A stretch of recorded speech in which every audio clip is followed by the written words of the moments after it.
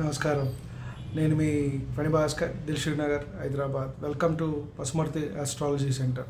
Please do subscribe my channel for more videos. Video నచ్చినట్టయితే like చేయండి, అలాగే మీ బంధుమిత్రులు, శ్రేయోభిలాషులకి కూడా షేర్ చేయండి. మంచి విషయం అనుకుంటే కనుక తప్పకుండా అందరికీ షేర్ చేయండి. ఇంతవరకు ఛానల్ సబ్స్క్రైబ్ చేసుకోకపోతే సబ్స్క్రైబ్ చేసుకోండి. నా తదుపరి వీడియోలన్నీ కూడా అందుబాటులో ఉంటాయి. మీరు లైక్ చేసినట్టయితే ఇది నలుగురికి, ఎక్కువ మందికి చేరే అవకాశం ఉంటుంది. మనము జ్యోతిష్య విజ్ఞాన కార్యక్రమంలో భాగంగా ఒక్కొక్క అంశాన్ని తెలుసుకుంటూ ముందుకు వెళ్తున్నాం. అలాగే జ్యోతిష్యపరమైన అంశాలతో పాటుగా వైద్యానికి సంబంధించింది కూడా జ్యోతిష్యానికి అనుసంధానం చేసుకుంటూ ముందుకు వెళ్తున్నాం. ఏ అనారోగ్యాలు మనకి, ఏ భావాలు, కారకత్వాలు గ్రహాల వల్ల రావచ్చు అనే అంశాలు కూడా తెలుసుకుంటూ దీనికి అనుసంధానం చేసుకున్నట్టయితే ముందుగానే మనము దానికి సంబంధించి ఒక పరీక్ష అనేది చేసుకోవచ్చు, ట్రీట్మెంట్కి మనం వెళ్ళచ్చు. బొత్తిగా మనం ముందే చెప్పేది ఏంటంటే ఇది రెండు విధాలు. మనం వైద్య జ్యోతిష్యం, జ్యోతిర్వైద్యం రెండింటికి కూడా ఇలా దానికి డిఫరెన్షియేషన్ అనేది చేసుకున్నాం. ముందుగానే మనం వైద్య పరీక్షలు చేసుకున్న తర్వాత ట్రీట్మెంట్ తీసుకుంటూ దానికి అనుగుణంగా మనం జ్యోతిష్యపరమైన పరిహారాలు పాటించటము, జపదాన హోమ రత్నాలు ధరించటము, ఇవి చేసుకోవటము. అలాగే మనకి లేదు, ఆరోగ్యం బాగాలేదు అనుకుంటే ముందుగానే జ్యోతిష్యుని సంప్రదించుకొని ఇవి చూపించుకొని వీటితో పాటుగా కూడా మనం మెడికల్గా ట్రీట్మెంట్ తీసుకోవటం అనేది 1-2 సార్లు చెప్తూ ఉన్నాం. మనం ముఖ్యంగా ఇప్పుడు భావాల్లో ఒక్కొక్క భావం, లగ్న భావం నుంచి ద్వాదశ భావాల వరకు మనకి ఏ అంగాలు సూచిస్తాయి అనేది కూడా తెలుసుకుందాం. కాబట్టి వాటికి సంబంధించి అక్కడ వచ్చే అనారోగ్యాల గురించి తెలుసుకునే ప్రయత్నం చేద్దాం. అక్కడ ఏ గ్రహాలు, భావాలు కారకత్వం వహిస్తాయి, అలాగే మన జన్మ జాతకంలో ఎటువంటి గ్రహస్థితి అనేది మనకి కలుగుతుంది, ఉన్నప్పుడు ఇటువంటి అనారోగ్యాలు మనకి రావచ్చు అని మనం చెప్పవచ్చు అనే విషయాన్ని మనం తెలుసుకునే ప్రయత్నం చేద్దాం. ముఖ్యంగా మనం లగ్న భావం మనం ముందుగా తెలుసుకున్నట్టయితే ఫస్ట్ హౌస్ మనకి సూచిస్తున్నది. అంటే కాలపురుషుని అంగంలో చూసుకున్నట్టయితే మనకి మేషరాశి చూపిస్తుంది. అలాగే ఎవరి జన్మ లగ్నాతో వారి లగ్నాన్ని మనకి సూచిస్తుంది అని మనం చెప్పవచ్చు. అలాగే వీటికి సంబంధించి మనం మొట్టమొదటిది మనం ఇక్కడ తీసుకున్నట్టయితే మన మేషరాశి తలకి సంబంధించిన డిసీజెస్, ఈ పూర్తిగా నాడీ మండలము, మెదడుకి సంబంధించిన వచ్చే అనారోగ్యాలు రావచ్చు అని మనం చెప్పవచ్చు. అలాగే వీటికి ప్రధాన కారకులు రవి, చంద్రులు అని కూడా మనము చెప్పవచ్చు. అలాగే ఏర్పడే ప్రధానమైన రోగములు ఇక్కడ మనం తెలుసుకున్నట్టయితే పిచ్చి, ఉన్మాదము, వెర్రి, అలాగే మెదడుకి సంబంధించిన వ్యాధులు, పీనస్ గ్రంథి వ్యాధులు, హిస్టీరియా, పక్షవాతం, పోలియో, శిరోవేదనలు, కొంతమంది హెడేక్స్ కూడా ఉంటూ ఉంటాయి. మనం చూసినట్టయితే ఇటువంటి ఇబ్బందులు కొంతమంది పడుతూ ఉంటారు. రకరకాలైన మహర్దశల్లో రకరకాలైన కారకత్వాల వల్ల ఇవన్నీ కూడా ఉంటూ ఉంటాయి. ఇవన్నీ కూడా మనము ఈ ఫస్ట్ హౌస్ కింద మనం తెలుసుకునే అవకాశం అనేది ఉంటుంది. ముఖ్యంగా ఇక్కడ మనము ఇన్సానిటీ, పిచ్చి, ఉన్మాదము, వెర్రి, అలాగే బ్రెయిన్ డిసీజెస్, మెదడుకు సంబంధించిన వ్యాధులు, పిట్యూటరీ గ్లాండ్ డిసీజెస్, పీనస గ్రంథి, అలాగే మనం మిగతావి చూసుకుంటే హిస్టీరియా, వీటికి సంబంధించినవి, అలాగే పక్షవాతం, పెరాలసిస్కి సంబంధించింది, శిరోవేదనలు, హెడేక్స్, ఇవన్నీ కూడా ఇక్కడ తెలుసుకునే ప్రయత్నం చేద్దాం. ఈ వీడియోలో ముఖ్యంగా మనము పిచ్చి, ఉన్మాదము, వెర్రి, ఇన్సానిటీ, దీని గురించి తెలుసుకునే ప్రయత్నం చేద్దాం. ముఖ్యంగా కొంతమంది చూస్తూ ఉంటే పుట్టుకతోనే కొన్ని ఇవి ఇబ్బందులు పడుతూ ఉంటారు. వారు జన్మించిన సమయానికే కొంత ఉంటుంది, లేదు కొంత వయసు తర్వాత వారికి వచ్చే మహర్దశని బట్టి ఇవి కొన్ని వస్తూ ఉండటము, మధ్యలో ఇవి ట్రీట్మెంట్ ద్వారా కొంత తగ్గించుకోవటం కూడా మనకి జరుగుతూ ఉంటుంది. ఏది ఏమైనా సరే మనము 1-10 సార్లు చాలాసార్లు చెప్పుకున్నదే, మనం ఏదైనా పూర్వజన్మ పాప పుణ్య ఫలితాలని ఈ జన్మలో అనుభవిస్తూ ఉంటాం. పుణ్యం చేసుకున్నాం, పుణ్యం, సంతోషం, సుఖం అనేది అనుభవిస్తూ ఉంటాం. పాపం చేసుకున్నాం, అది వ్యాధి రూపేణగా మనకి ఇబ్బంది పెడుతుంది. వ్యాధి రూపేణ మనము అనుభవించి తీరాల్సిందే. అది ఈ జన్మలో నేను అనుభవించను అనటానికి లేదు, అనుభవించకుండా దాన్ని మనం పోస్ట్ పోన్ చేసుకోవడానికి కూడా లేదు.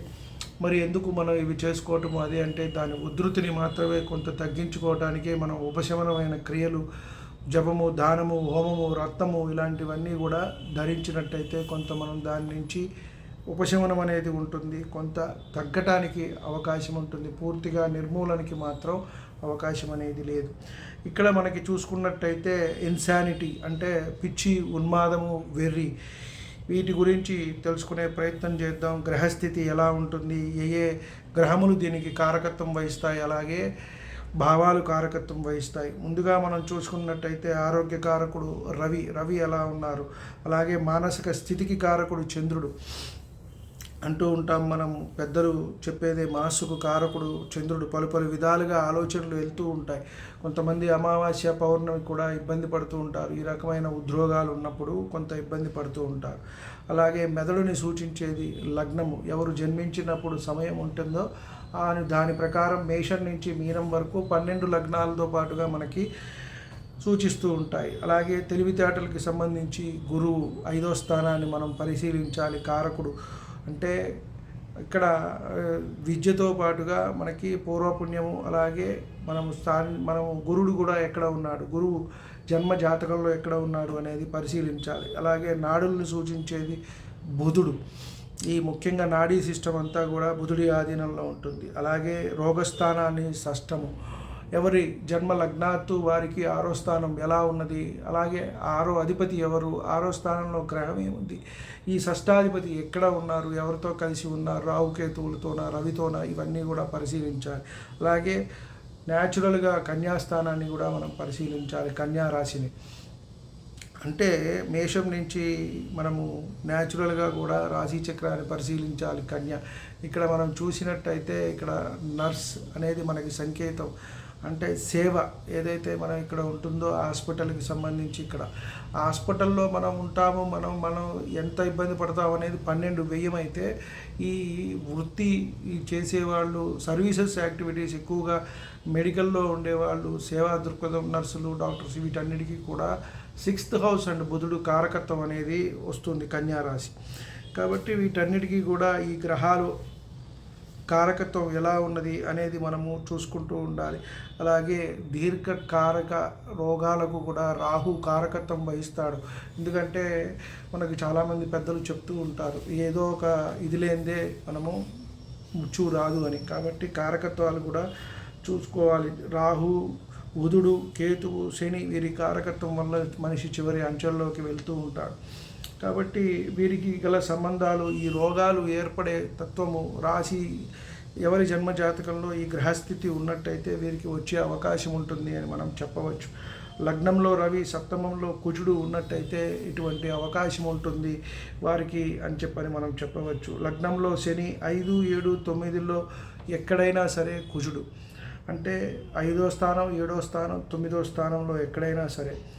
అలాగే ధనుర్రాశి లగ్నమై అంటే ధనుర్లగ్నమై రవిచంద్రులు కేంద్రంలో, గురుడు కేంద్రముల్లో లేదా తృతీయంలో ఉన్నను. ఇక్కడ గురువు తృతీయంలో ఉన్నా కూడా బాలారిష్టాలని మనము చెప్పవచ్చు. ఇటువంటి పరిస్థితుల్లో కూడా వీరికి ఇటువంటి రోగములు వచ్చే అవకాశం ఉంటుంది.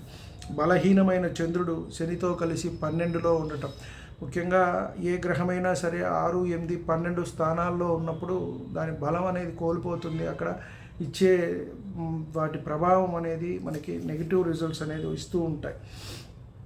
అలాగే చంద్రశనులు ఒకే రాశిలో ఉండి కుజుని దృష్టి పొందినప్పుడు కూడా ఇక్కడ ఈ ప్రభావం అనేది ఉంటుంది అని మనం చెప్పవచ్చు. గురుడు లగ్నంలో, కుజశనులు ఎవరైనా సప్తమంలో ఉన్నట్టయితే, అంటే ఇక్కడ సప్తమ వీక్షణ చూసిన ఉంటుంది కాబట్టి లగ్నం మీద పాపగ్రహ వీక్షణలు కుజుడు, శని, ఇటువంటి ప్రభావం ఉంటుంది. చంద్రుడు బలయుతుడై శని లేదా రాహు వీక్షణ ఉన్నప్పుడు కూడా ఇటువంటి ప్రభావం అనేది ఉంటుంది అని మనం చెప్పవచ్చు. అంటే ఇటువంటి రోగాలు వచ్చే అవకాశం ఉంటుంది అని మనం చెప్పవచ్చు. కుజుడు 4లో ఉండి శనిసే చూచిపోయినప్పుడు, అంటే లగ్నాత్తు కుజుడు 4వ స్థానంలో ఉండి శని చూసినప్పుడు అది విశేషమైన దృష్ట్యా, సప్తమ దృష్ట్యా అనేది కాదు, చూసినప్పుడు అవకాశం ఉంటుంది. శని 4లో ఉండి గురునిచే చూసినప్పుడు, శని 4లో ఉండి రాహువు లేదా కేతువుతో చూసినప్పుడు, ఇక్కడ రాహు లేదు కేతువుతో చూసినప్పుడు అంటే ఒకళ్ళు కలుస్తారు కాబట్టి కేతువుతో కలిసినా రాహుతో కలిసినా చూసినా కూడా ప్రమాదమే అని మనం చెప్పవచ్చు. అలాగే చంద్రుడు పాపగ్రహములతో కలిసి ఉండగా రాహు 5, 8, 12 స్థానాల్లో ఎక్కడ ఉన్నా కూడా ఇటువంటి అనారోగ్యాలు వచ్చే అవకాశం ఉంటుంది. అలాగే పాపత్వం పొందిన బుధ చంద్రులు, అంటే ఇక్కడ చంద్రుడు పౌర్ణమి నాటి చంద్రుడి తర్వాత అమావాస్య ఈ మధ్యలో బలం కోల్పోతారు. అలాగే పాపగ్రహాలతో కలిసి ఉన్నప్పుడు అని, బుధుడు కూడా పాపగ్రహాలతో కలిసి ఉన్నప్పుడు ఇబ్బంది ఉంటుంది. కేంద్రాలలో పాప నవాంశల్లో ఉన్నప్పుడు కూడా ఎటువంటి ఇబ్బంది ఉంటుంది. నవాంశ చక్రాన్ని కూడా మనం పరిశీలించాలి, ప్రతి గ్రహము కూడా ఎక్కడ ఎంత బలంగా ఉంది అని.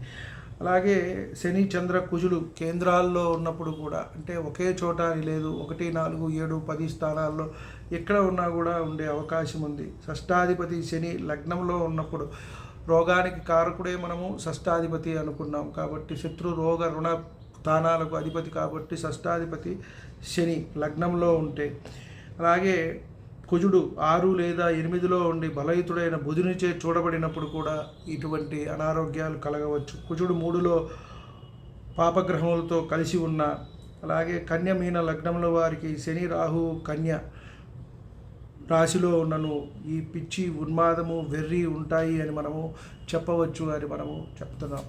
ఇవి అన్నీ కూడా ప్రామాణికంగా మనము తీసుకొని ఈ వైద్య జ్యోతిష్యపరమైన వీళ్ళు కొంత రీసెర్చ్ ఓరియంటెడ్గా కొన్ని జాతకాలు చూసి పరీక్ష చేసిన వాటి నుంచే మనము తీసుకుని చెప్పటం అనేది జరుగుతోంది.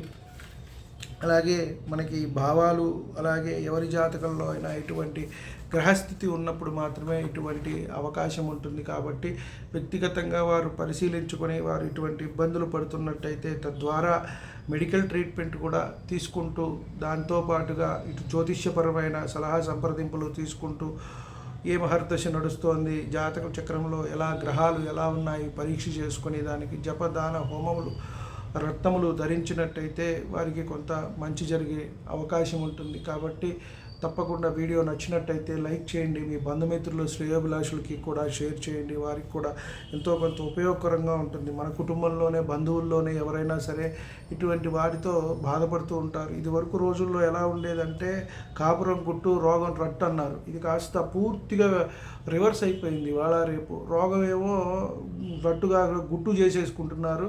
ఇంట్లో వాళ్ళకే, కుటుంబంలో వాళ్ళకే తెలియకుండా దాచేసుకున్నారు. మన అనుకున్న వాళ్ళకు కూడా చెప్పుకోవడానికి సంశయిస్తున్నారు, బాధపడుతున్నారు. కుటుంబాన్ని అయితే రోడ్డును పడేశారు. 1 కాదు, 2 కాదు, 3, 4 డైవర్సులు వెళ్ళిపోతున్నారు. పిల్లల్ని వదిలేసి మొగుడు వెళ్ళిపోవటం, మొగుడిని పిల్లల్ని వదిలేసి వెళ్ళిపోవటం, ఈ రకమైనవన్నీ కూడా మనం రోజు నిత్య వార్తల్లో చూస్తున్నాం. కాబట్టి మంచి విషయం అనుకుని మీ బంధువుల్లో శ్రేయోభిలాషుల్లో ఎవరైనా కుటుంబ సభ్యుల్లో ఉన్నప్పుడు వారికి పంపించండి. అలాగే వారు కూడా తెలుసుకొని దాని నుంచి బయటపడటానికి ఎక్కువ అవకాశం ఉంటుంది. సర్వే జన సుఖినో భవంతు. శాంతి శాంతి శాంతి.